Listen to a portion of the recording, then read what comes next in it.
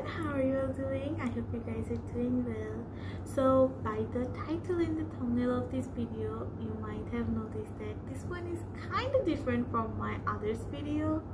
Well, to be honest, this one is really special to me. So this video, I'll tell you about my sister's wedding. I'll wanna share some moment with you, and I'll do Bangla voiceover of it. So for my foreigner friends, I will put English caption for you on this video. Also, my sister's wedding was 1 year ago. I know it's late, I know, but listen to me first. First thing first, I couldn't film at that time, so I thought that I will not upload a video, okay? Then I thought, okay fine, I will collect the clips. So I collected most of my clips from Tuba. Big shout out to her. And if I be honest, even though I collected all the clips, but I was really busy with my studies and exams at that time, so it just delayed. Then I thought maybe I'll upload this on a special moment, and this is a special moment right now. So I'm uploading it now, and I hope you will enjoy this video. Let's get into the video. বিয়ের প্রথম স্টেজে আসে shopping, আর বিয়ের shopping কিন্তু অন্যরকম মজা। যখন বউ বর তাদের ওয়েডিং আউটফিট ট্রাই করে, সেই মোমেন্টটা যে এত সুন্দর হয় বলার মতো না। আসলে বিয়ের প্রত্যেকটা মোমেন্টই অনেক সুন্দর, অনেক সুইট হয়, আর শপিং অন্যরকম। শপিংয়ের মোমেন্টগুলো সুন্দর হলেও এতটা যে কষ্ট, লাইক একটা শপ থেকে আরেকটা শপে যাওয়া, একটা প্লেস থেকে আরেকটা প্লেসে যাওয়া অনেক কষ্ট। আর ওই সময় এত গরম ছিল যে লাইক অর্ধেক এনার্জি চলে গেছিল। বাট অ্যাট দ্য এন্ড যেটা বেস্ট ছিল সেটা হচ্ছে আপু দুলাভাই দুজনের আউটফিট, দুজনের যাবতীয় যেসব জিনিস কেনা হয়েছে সব পছন্দ হয়েছিল, যেটা সব থেকে বেস্ট ছিল। আর আমার ফেভারিট মোমেন্ট ছিল হচ্ছে আপুর বিয়ের শাড়ি কেনা, কজ ওখানকার শাড়িগুলো এত প্রিটি ছিল বলার মতো না, মানে অনেক সুন্দর। আর বাই দ্য ওয়ে, এটা হচ্ছে আপুর রিসেপশনের শাড়ি, এখনই দেখাই দিচ্ছি কজ আমার কাছে কোনো ক্লিপ নাই রিসেপশনের। আর আপুকেও এত সুইট লাগতেছিল যখন আপু শাড়িগুলো ট্রায়াল দিচ্ছিল, মোমেন্টগুলো অনেক কিউট ছিল। আর আমরা হচ্ছে তথ্য আদান প্রদানের জন্য ডালা নিজেরাই ডেকোরেশন করবো বলে, তাই আমরা সিম্পল ডালা নিয়েছিলাম যেন আমরা নিজেরাই ডেকোরেশন করবো। এটা একটা অনেক সুইট একটা মোমেন্ট হবে এই জন্যে। নেক্সট আসে আমার জন্য শপিং। বিশ্বাস করো, বর বউয়ের জন্য শপিং করতে যতটা না কষ্ট হয়েছে, যতটা না হ্যাসেল গেছে, তার থেকে বেশি কষ্ট হয়েছে আমার জন্য শপিং করতে। সো অ্যাজ আমরা মেয়ে পক্ষ, আমরা প্ল্যান করেছিলাম আর একটা থিম ঠিক করছিলাম যে আমরা সবাই প্যাস্টেল কালার পরবো, মেয়েরা, আর ছেলেরা সাদা পরবে, অ্যান্ড ব্রাইড অনলি রেড পরে গ্লো করবে। সো প্যাস্টেল কালারের ড্রেস খোঁজা অনেক কষ্ট ছিল, বাট অ্যাট দ্য এন্ড অবশেষে আমরা পেয়েছিলাম, যেটাতে আমি, আম্মু, আপু সবাই তো হ্যাপি ছিলাম, বাট বাবা বেশি হ্যাপি ছিল কজ বাবা অনেক কষ্ট করছে এইসব খোঁজা নিয়ে। আর আমার রিসেপশনের জামা আড়ং থেকে নেওয়া হয়েছিল কজ অন্য কোথাও কোনো জামা পছন্দ হচ্ছিল না এই জন্যে। আর এই জামা কিনতে যে আমি বাবাকে অনেক জ্বালাইছি, অনেক বলার মতো না। আমি এখানে আমার জামাগুলো শো করতেছি কজ আমার জামা পরা একটা ছবিও নাই, একটা ক্লিপও নাই যে সেই সময় আমি দেখাবো। আর ট্রাস্ট মি, এই জামাটা কেনার মূল কারণ ছিল এই হাতের কাজ, এত প্রিটি ছিল বলার মতন। আর বাই দ্য ওয়ে, এটা আমার হচ্ছে রিসেপশনে যেই জামাটা পরবো সেইটা। আর কেমনে জানি আমার আর আপুর ফ্রেন্ডের জামা সেম হয়ে গেছিলো, আর জামাটা না অনেক প্রিটি ছিল। আমার কাছে বিয়ের প্রত্যেকটা স্টেজের মধ্যে সব থেকে কঠিন লাগছে এই প্যাকিংয়ের কাজ, কজ কোনটা রেখে কোনটা নিব আমি না বুঝে পারি নাই। As you know, we are from Jessore, so আমাদের সব অনুষ্ঠানেই যশোরে হবে কজ ওটাই আমাদের ঠিকানা। আর আমাদের এতগুলো লাগেজ হয়েছিল বলার মতো না, লাইক অনেকগুলো লাগেজ ছিল যেগুলো আমরা নিয়ে গেছিলাম। আর আমরা পুরো একটা ক্যাবিনে আমরা চারজন, আমার 2 চাচাতো ভাই আর আমার ভাবি আর আমাদের ছোট্ট সাদমান বুড়া আমরা যাচ্ছিলাম। আম্মু খিচুড়ি রান্না করে আনছিল, আমরা খাচ্ছিলাম। আর বিশ্বাস করে মনে হচ্ছিল যে আমরা ছোট একটা পিকনিক করতেছি ট্রেনের ভিতরেই, এত মজা ছিল।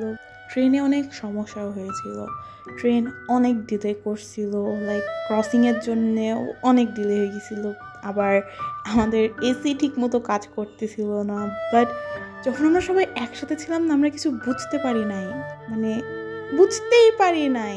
আর আমাদের অনেক লেটও হয়ে গেছিলো পৌঁছাতে। বাট অ্যাগেইন পুরো জার্নিটাতে বললাম অন্যরকম একটা মজা হয়ে গেছিলো, এই জন্য কষ্ট বুঝি নাই।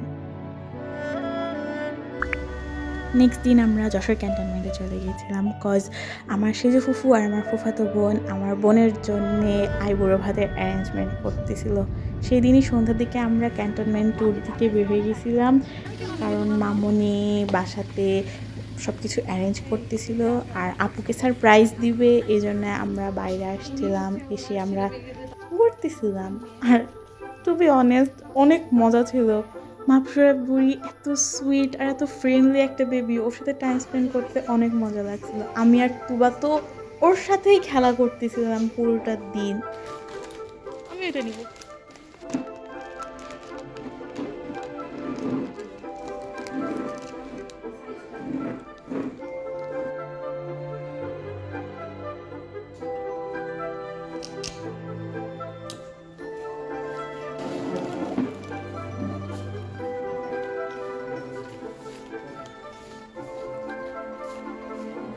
সাইড নোট, এই রোবাস্টো আইসক্রিমটা অনেক বাজে ছিল খাইতে, অনেক বাজে। বাসায় এসে দেখি মামুনি সব রেডি করে রাখছিল রাফাপুর জন্য, এত সুইট ছিল এটা বলার মতো না। আর কেকটা অনেক মজার ছিল। কিন্তু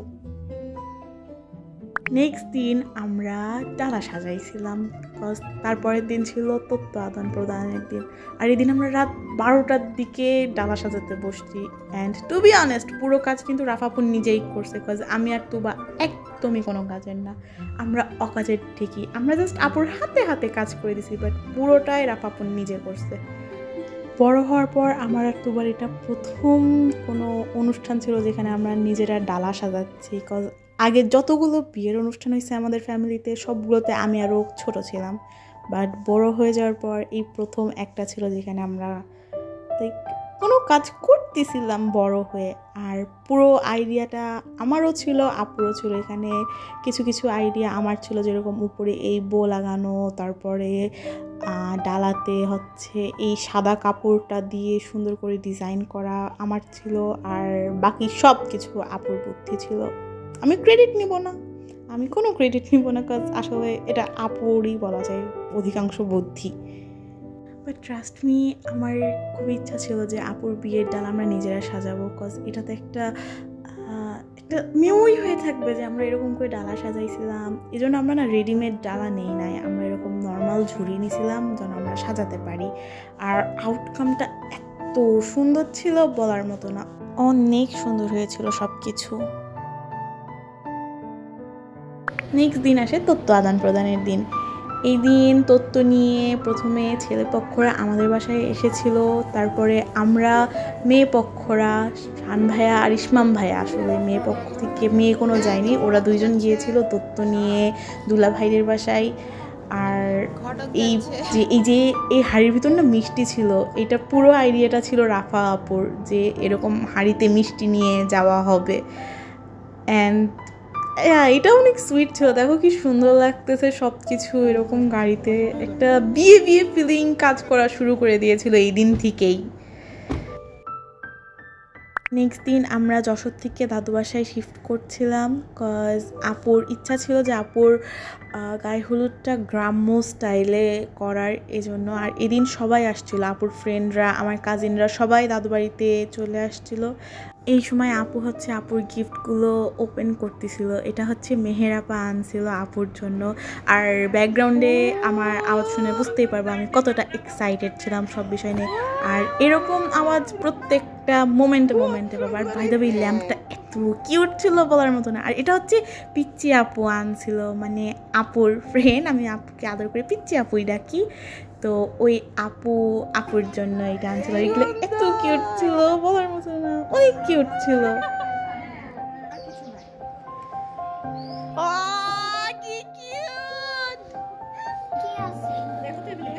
কি আছে এর মধ্যে? কি আছে? কি আছে?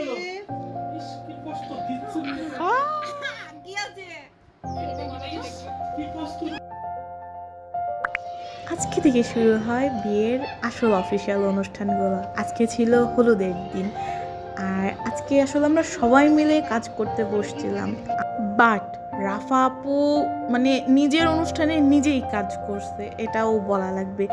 And if I be honest, যদি পিচ্চি আপু আর মেহের আপু থাকতো না, তাহলে আমরা বুঝতেই পারতাম না যে হলো কোনটা রেখে কোনটা করবো, কজ আপুরা না থাকলে আমরা কিচ্ছু করতে পারতাম না।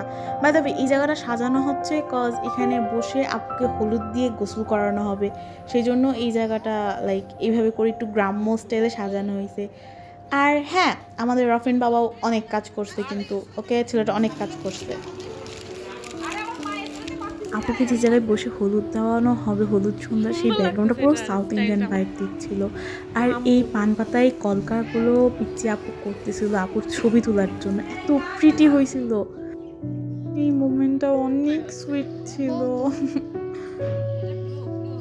সন্ধ্যার দিকে বাসায় সবাই চলে আসছিল হলুদের জন্য, আর আমরা সবাই লাল পরেছিলাম আর আপু হলুদ পরেছিল। তো ফার্স্ট ডে হলুদের ফর্মালিটি শেষ করার পরপরই আমরা যে ফটোশ্যুটের কাজ শুরু করছিলাম, আর ফটোশ্যুটের কাজ করতে করতেই হলুদের অনুষ্ঠান শেষ। নেক্সট দিন ছিল মেহেন্দির দিন, আর এই দিন আমরা অনেক সকালে যশোরের জন্য রওনা দিই দাদু বাসা থেকে। আর এসে আমরা না আবার উনো খেলা শুরু করে দিই। দিন আমরা এত পরিমাণে খেলছি বলার মতো না। আর অ্যাজ অনুষ্ঠান হচ্ছে রাত্রে ছিল, সেজন্য আমরা একটু লেট করেই ডেকোরেশনের কাজ শুরু করছিলাম, বাট অনেক লেট হয়ে গেছিল। এই দিন না মেহের আপু, পিচ্চি আপু, রিজা, মাহিন, তুবা এরাই কাজ করছে বেশি, আমি অতটা কাজ করি নাই। আর এত সুন্দরভাবে সাজানো হয়েছিল এই দিনটা, মানে অনেক সুন্দর হয়েছিল। As you can see the background, it's so pretty. আর এখানে বসে ছবিগুলো এত সুন্দর আসছিল। রাফা আপুর সাজটাও ওই দিন অনেক বেশি সুন্দর হয়েছিল।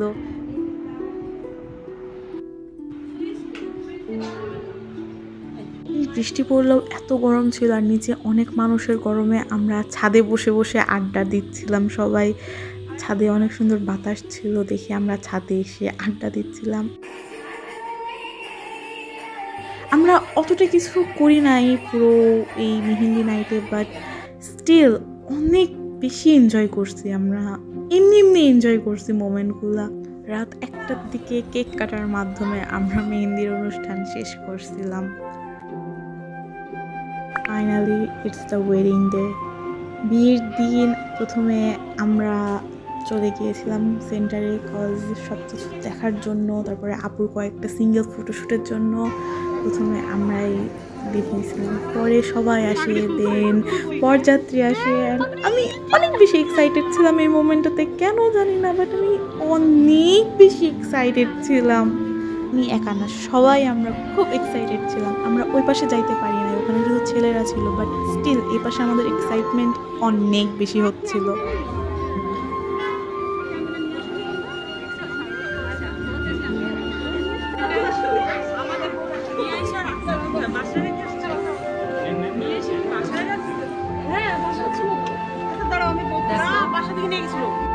এই মোমেন্ট থেকে আসলে আমাদের রিয়েলিটি হিট করা যে ও আজকে আপুর বিয়ে। আর এই মোমেন্টটাতে আমরা সবাই কান্না শুরু করে দিচ্ছিলাম, সবাই। মোমেন্টটা বলে বোঝানোর মতো না।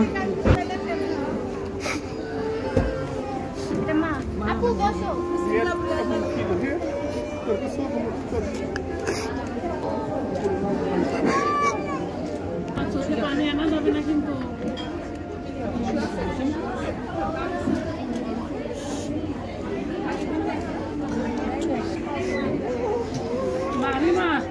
ও সব